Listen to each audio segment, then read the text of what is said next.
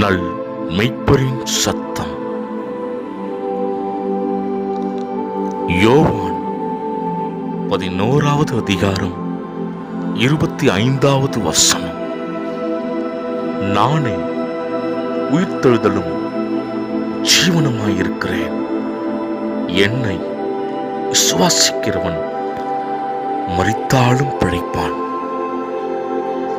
கிறிஸ்துவில் மிகவும் பிரியமானவர்களே, இயேசு கிறிஸ்துவை விசுவாசிக்கிற பொழுது மரித்த காரியம் உயிர்ப்பிக்கும் என்பதாக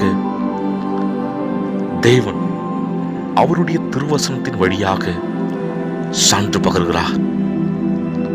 யோவான் 11வது அதிகாரத்தில் வாசிக்கிற பொழுது லாசரு மரித்து 4 நாட்களாகியும் கர்த்தர் அங்கே மரித்து போன லாசரை கல்லறையிலிருந்து லாசருவே வெளிவா என்று சொல்லி உரத்த சத்தமிட்டு மரித்த சடலத்தை உயிர்ப்பிக்கிறார். அதே போல நம்முடைய ஆவிக்குரிய வாழ்க்கையில் எந்த ஒரு காரியம் மரித்து போன நிலைமையில் இருந்தாலும் உயிர்ப்பிக்கிற கர்த்தர் நம் பட்சமாயிருக்கிறபடினால நாம் சோர்ந்து போக தேவையில்லை. நெடுங்காலமாய் காத்திருக்குதல் இருதயத்தை இழைக்க பண்ணும்.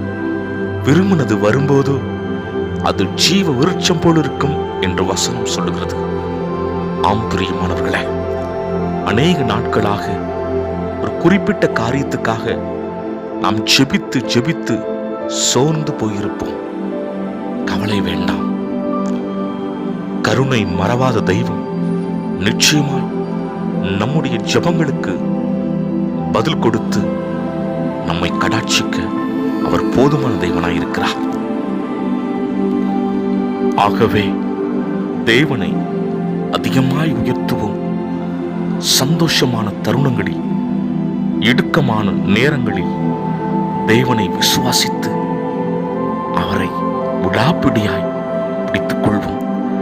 தேவன் நம்மை வளமாக்குவாராக. கர்த்தர் தாமே உங்களை ஆசீர்வதிப்பாராக. ஆமென்.